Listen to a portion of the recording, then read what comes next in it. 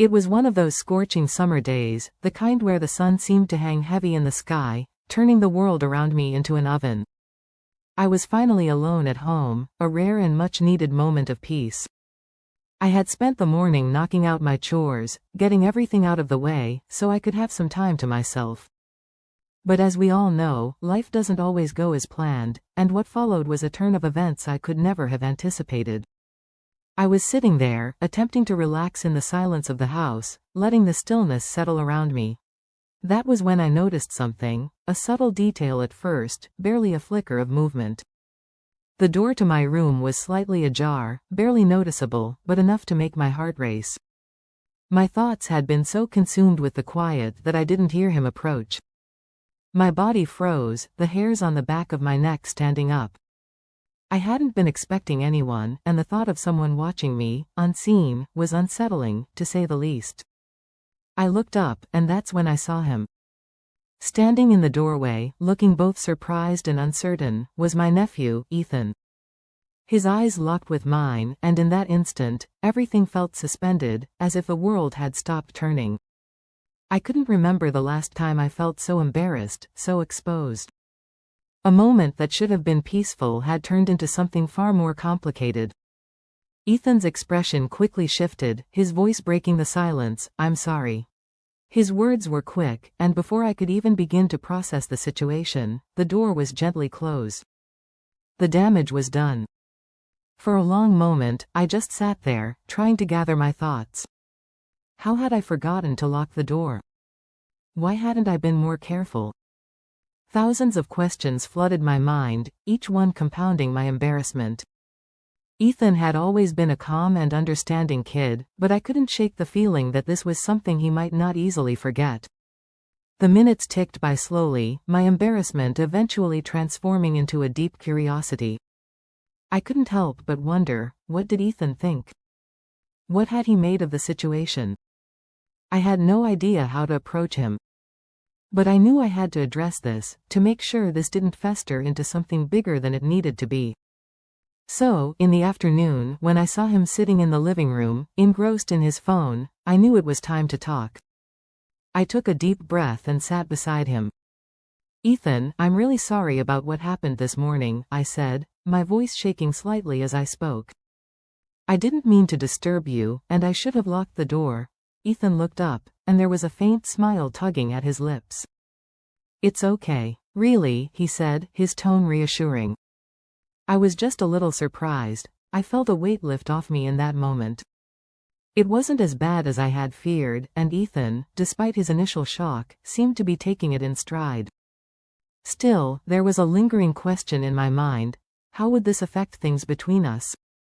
As we sat in that brief, awkward silence, I noticed Ethan looking at me, as though he had something on his mind.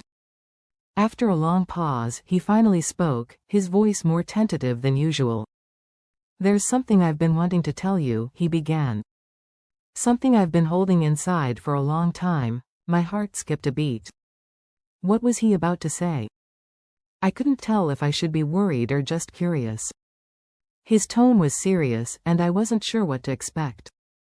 I couldn't help but ask, "Is there something you want to tell me?" Ethan hesitated, his eyes searching for the right words.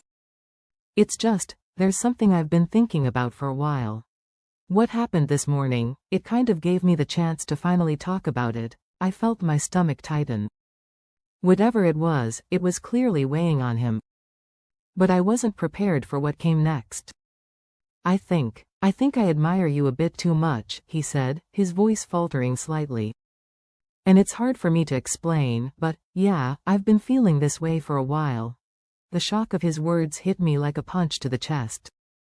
I didn't know how to react. I couldn't even find the words to respond right away. It was as though the world had momentarily stopped spinning, and all I could hear was the sound of my heart pounding in my ears. "Ethan, what you're saying, it's complicated," I said, struggling to keep my voice steady. "I think I understand how you feel, but this is a very delicate situation. We need to think about it before we say anything else." Ethan nodded, his eyes dropping to the floor. "You're right," he said softly. "I didn't mean to make things uncomfortable. I needed to tell you. I've been carrying this for so long. The silence that followed felt heavy. I wasn't sure how to process what had just been said. I didn't want to hurt Ethan's feelings, but I also knew I needed to set boundaries. Maybe it's best if we just forget about what happened, I said gently. Let's not let this change the bond we share. You'll always be family to me. Ethan gave me a small smile, though it didn't quite reach his eyes. Thanks, he said quietly. Just talking about it makes me feel a little better. I needed to take some time to think, to process everything. As much as I cared for Ethan, I knew I had to make sure this didn't turn into something that could damage our relationship.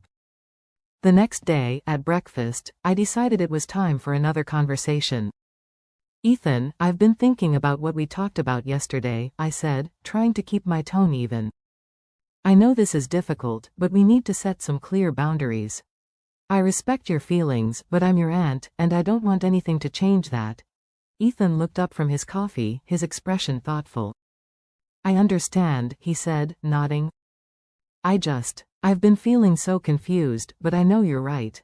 I need to learn how to control these feelings. I smiled faintly, relieved that he was understanding. Feelings like this can be misleading, I said.